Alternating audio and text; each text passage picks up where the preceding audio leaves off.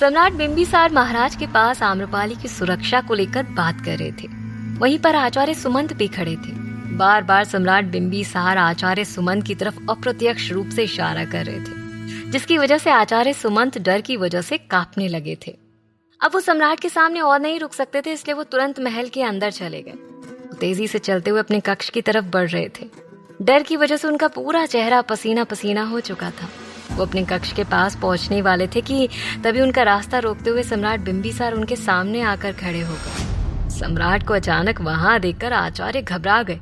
उन्होंने पीछे पलटकर देखा कि अचानक सम्राट यहाँ कैसे आ गए, और फिर कांपते हुए स्वर में कहते हैं, भानु प्रताप, आप यहाँ क्या कर रहे हैं? आप तो महाराज के पास थे ना?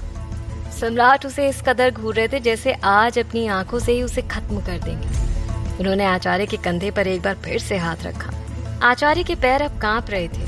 सम्राट ने अपने अंदाज में कहा, हमें देखकर इतना क्यों घबरा गए आप आचार्य सुमंत? आचार्य के गले से अब आवाज भी नहीं निकल पा रही थी। उनकी सांसें बहुत तेज चल रही थी, मानो कोई भूत उनके सामने खड़ा हो गया हो।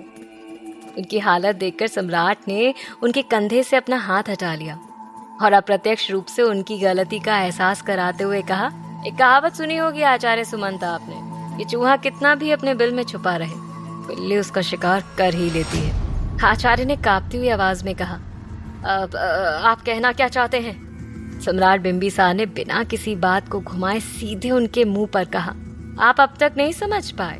हमें तो लगा था कि आप आचार्य हैं, सब कुछ बहुत अच्छे से समझते होंगे। खैर, हम ही आपको समझा देते हैं। सिर्फ महाराज ही नहीं बल्कि पूरी वैशाली जानती है कि हम यहाँ क्यों हैं, और आपने उसे ही नुकसान पहुंचाने की कोशिश की है। हमने कुछ भी नहीं किया भानु प्रताप जी, आप हम पर आरोप लगा रहे हैं। आचार्य ने अपनी आवाज कठोर करने की कोशिश करते हुए कहा।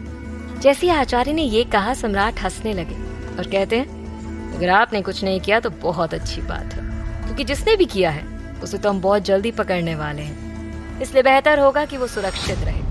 अपनी दमदारी दिखाकर सम्राट बिंबिसार वहां से चले गए, लेकिन आचार्य बुरी तरह से डर कर खड़े थे। उनका शरीर अब अकड़ने लगा था। इसी दौरान सोम भी राजमहल में आया हुआ था। वो महामंत्री जी से उस उत्सव के बारे में पूछना चाहता था। उसने एक सैनिक से पूछा, महामंत्री जी कहाँ मिलेंगे? तो उस सैनिक ने बताया कि महामंत्री जी इस वक्त महल के दूसरे छोर पर सेनापति जी के साथ गए हुए हैं। ये सुनकर सोम भी उस तरफ चला गया। वो जा ही रहा था कि तभी उसकी नजर आचार्य पर पड़ी। उस वक्त आचार्य बुरी तरह से डरे हुए थे, इसलिए वो अपनी सुरक्षा के लिए अपने गुप्तचर और कुछ सैनिकों को निर्देश दे रहे थे। उनके चेहरे के भाव देखकर सोम इतना तो समझ गया था कि कुछ तो गड़बड़ जरूर है, इसलिए वो उनकी बात सुनने के लिए छुपकर उनके पास गया। आचार्य ने उन सब से कह दिया था, अगले 7 दिनों तक हम इस महल से बाहर नहीं निकलने वाले हैं, इसलिए महल से बाहर के हमारे सभी कार्य आप लोग करेंगे। किसी भी तरह की कोई भी गलती नहीं होनी चाहिए। इसके साथ ही महल के लोगों के अलावा हम किसी तीसरे आदमी से नहीं मिलेंगे, और यदि कोई हमसे मिलने की कोशिश करे तो उसे वहीं खत्म कर देना। अब हमें हर पल चौकन्ना रहने की आवश्यकता है। उनकी बातें सुनकर सोम के चेहरे के भाव बदल गए। तभी आचार्य ने आगे कहा, वैसे भी अब हमारा काम सरना पूरा करेगी, इसलिए बाकी चीजों की चिंता करने की हमें कोई आवश्यकता नहीं है। बस तुम्हें इस बात का ख्याल रखना है कि हम तक कोई भी ना पहुंच पाए। इसके बाद आचार्य वहां से अपने कक्ष की तरफ चले गए। उनकी बात सुनकर सोम हैरान था। वो खुद से कहता है, आचार्य का ऐसा कौन सा कार्य है जो सरना पूरा करने वाली है, और इन 7 दिनों में ऐसा क्या होने वाला है जो कि आचार्य महल से बाहर नहीं जा सकते, और सरना आजकल आचार्य से क्यों मिल रही है? अब हमें कुछ भी उचित नहीं लग रहा है। हमें इस बारे में आम्रपाली जी से बात करनी ही होगी। इसके बाद सोम बिना वक्त गवाए महामंत्री जी से मिलने निकल गया। एक तरफ जहाँ सोम का संदेह सरना पर बढ़ने लगा था, तो वहीं दूसरी तरफ सरना आम्रपाली को मारने के लिए अब योजना बना रही थी। युवराज स्वर्णसेन, राजकुमार मणिधर और राजकुमारी मुकुंदा के साथ सरना जब आम्रपाली के पास पहुंची, तब आम्रपाली कहीं जाने के लिए तैयार हो रही थी। उसके हाथ में एक पूजा की थाल थी। उसे इस तरह से तैयार देख युवराज और बाकी सब आश्चर्य से कहते हैं, आम्रपाली जी अब कहाँ जा रही हैं? आम्रपाली उन सबको एक साथ देखकर उनके सवाल का जवाब देने की बजाय खुद सवाल करती है, अरे राजकुमार मणिधर, राजकुमारी मुकुंदा, आप दोनों यहाँ? आपको देखकर हमें बहुत प्रसन्नता हो रही है। वैसे आने में इतने दिन कैसे लग गए आपको? तो राजकुमारी ने कहा, अंगराज्य में एक बहुत महत्वपूर्ण कार्य आ पड़ा था, जिसके लिए हमारा वहाँ होना अति आवश्यक था। उस कार्य को समाप्त होने में काफी समय लग गया, इसलिए हमें आने में थोड़ी देरी हो गई। सरना वहीं खड़ी थी और आम्रपाली के कक्ष को ध्यान से देख रही थी। ताकि आम्रपाली को मारने का कोई तरीका मिल सके। तभी युवराज ने आम्रपाली से पूछा, वैसे इस वक्त आप कहाँ जा रही हैं आम्रपाली, और ये पूजा की थाल ये कैसी? तो आम्रपाली ने अपनी थाली हाथ में लेते हुए कहा, युवराज हम अपने घर जा रहे हैं। घर? ये सुनकर सबके चेहरे असमंजस्य में पड़ गए। सरना भी आम्रपाली के घर के बारे में सुनकर अचंभित थी। उन सबके भाव देखकर आम्रपाली ने कहा, शायद आप लोगों को ज्ञात नहीं, लेकिन हमारा घर वैशाली में ही है, लेकिन हम वहाँ कोई नहीं रहता। हमारे नगर वधू बनने की खबर सुनकर हमारी गुरु माँ अम्बे, जिन्होंने हमें नृत्य सिखाया था, वो सदमे में चली गई और वो हमें हमेशा के लिए छोड़कर चली गई। हमारे पिता और गुरु आचार्य कुमार भट्ट दोनों ही अवंती में हैं। आम्रपाली की बात सुनकर राजकुमार ने पूछा, जब आपके घर में कोई नहीं है तो आप फिर वहाँ जा क्यों रही हैं? तो आम्रपाली ने शालीनता से जवाब दिया, हम वहाँ उन सबका आशीर्वाद लेने जा रहे हैं। भले ही उस घर में कोई नहीं रहता, परंतु उनकी यादें तो है ना। हमारी गुरु माँ का मन बसता था वहाँ पर, वो तो होगी ना, इसलिए हम उनका आशीर्वाद लेने जा रहे हैं। आम्रपाली की बात सुनकर युवराज खुश होकर कहते हैं, ये तो बहुत अच्छी बात है आम्रपाली, यदि आप कहें तो हम सब भी चलें आपके साथ। इसी बहाने हम सब आपका घर भी देख लेंगे और आपकी सुरक्षा भी हो जाएगी। सरना इस अवसर का फायदा उठाना चाहती थी। उसने अपने मन में कहा, ये मौका अच्छा है, देवी आम्रपाली जितना महल से दूर रहेंगी हमारे लिए उतना ही अच्छा होगा, लेकिन इनके साथ जाना क्या उचित होगा? वो ये सोच ही रही थी कि तभी आम्रपाली ने उन सब से कहा, हाँ जरूर, आप सब हमारे साथ आएंगे तो हमें भी खुशी होगी। आम्रपाली ने सबको अपने साथ आने के लिए कह दिया था, जिससे सरना की मुश्किलें अब बढ़ गई थी। लेकिन तभी राजकुमार मणिधर अपनी ओर इशारा करते हुए राजकुमारी मुकुंदा से कहते हैं, क्षमा करना, परंतु हम अभी आप लोगों के साथ नहीं चल सकते।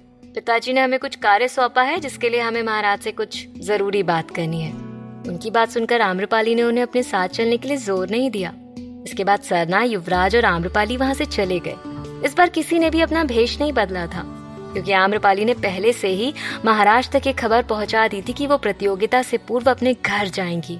वहीं सम्राट बिंबिसार आचार्य सुमंत को धमकी देकर सीधे अपनी कुटिया में आ गए थे। उनके साथ साथ अंतेनाग भी वहां आ गया था। उन्होंने अंतेनाग से कहा, फिलहाल कल तक तो आचार्य आम्रपाली को किसी भी तरह का नुकसान नहीं पहुंचा पाएंगे, क्योंकि हमने उनके मन में भय का बीज बो दिया है। बस इंतजार है तो उनके महल से बाहर आने का। जैसे ही वो महल से बाहर आते हैं, अंतेनाग उन्हें छोड़ना मत, वो हमारे हाथ से निकलने ना पाए। अंतेनाग ने कहा, परंतु सम्राट, उन्हें महल से बाहर कैसे निकाला जाए?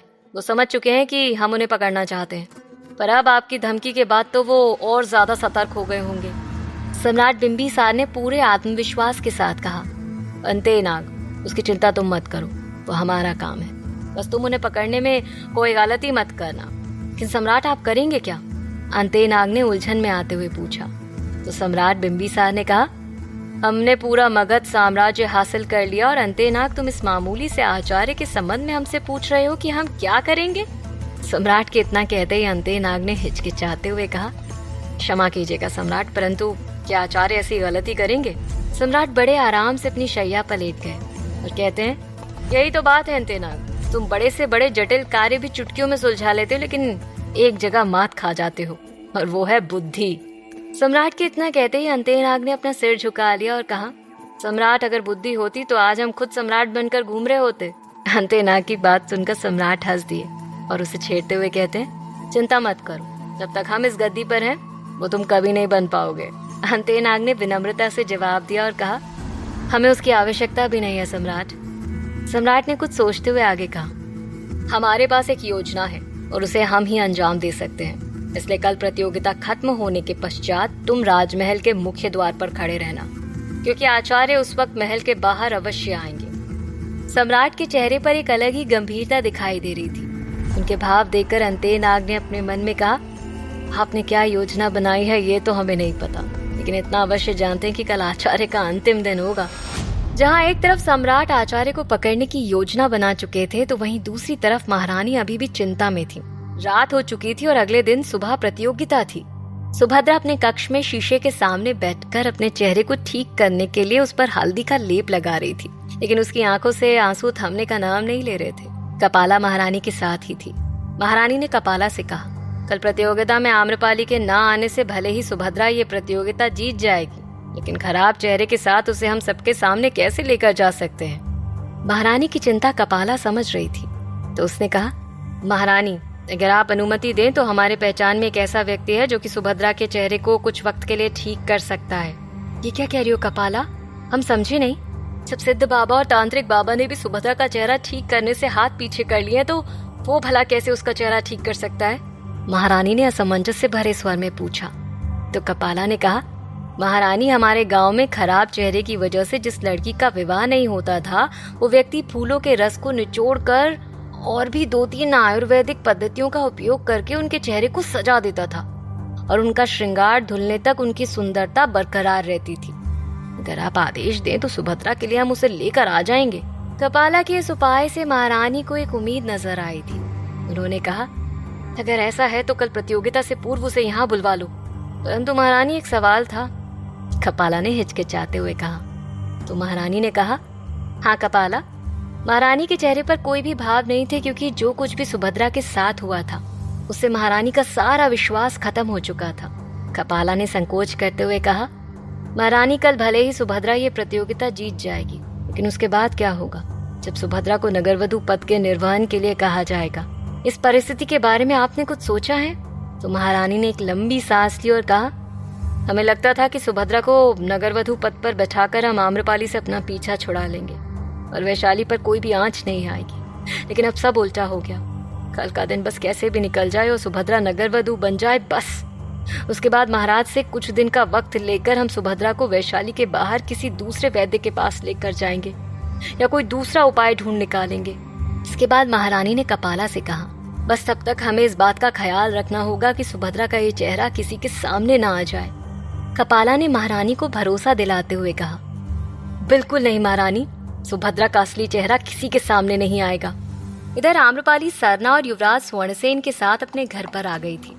सरना और आम्रपाली एक रथ पर सवार थे और युवराज अपने घोड़े पर। आम्रपाली जिस जगह पर रहती थी वो वैशाली की सीमा से जुड़ा हुआ था, इसलिए उसके घर के आसपास ज्यादा घर नहीं थे। शाम ढलने ही वाली थी, इसलिए वहाँ पर कोई दिखाई भी नहीं दे रहा था। आम्रपाली सरना और युवराज के साथ घर के अंदर गई। उसके पास उसके घर के ताले की चाबी पहले से ही थी, जिसे उसके पिता महानमन ने दी थी।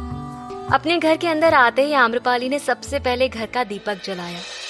चारों तरफ रोशनी होते ही आम्रपाली के घर का कोना कोना दिखने लगा। इतने दिनों बाद अपने घर को देखकर आम्रपाली की आंखों में आंसू आ गए, लेकिन युवराज के चेहरे पर खुशी थी। वो चारों तरफ निहारते हुए कहते हैं, आम्रपाली, ये घर भले ही मिट्टी का बना है लेकिन बहुत सुकून भरा है। उस वक्त सरना घर का कोना कोना बड़े ही ध्यान से देख रही थी। जिस कार्य के लिए आई थी उसे वो किसी भी हाल में करना था। आम्रपाली ने युवराज की किसी भी बात का कोई जवाब नहीं दिया। उस घर की एक एक चीज को निहारते हुए उसमें खो गई थी। उसे देखकर युवराज ने उसे अकेला छोड़ देना ही उचित समझा, इसलिए उसने कहा, हम आपका बाहर इंतजार कर रहे हैं, आप अपना काम खत्म करके आ जाइएगा। इतना कहकर युवराज बाहर जाने ही लगे थे कि तभी सरना ने भी आम्रपाली से कहा, हम भी बाहर आपकी प्रतीक्षा कर रहे हैं। ये बोलकर वो भी बाहर निकल गई। बाहर आने के बाद युवराज आम्रपाली के घर के सामने जाकर खड़े हो गए। सरना भी वहीं जाकर खड़ी थी। दोनों एक दूसरे के आसपास थे लेकिन बात नहीं कर रहे थे। सरना ने उनकी तरफ तिरछी नजरों से देखा और ताना मारते हुए कहा, समझ नहीं आता कि देवी आम्रपाली ऐसे लोगों पर भरोसा कैसे कर सकती हैं।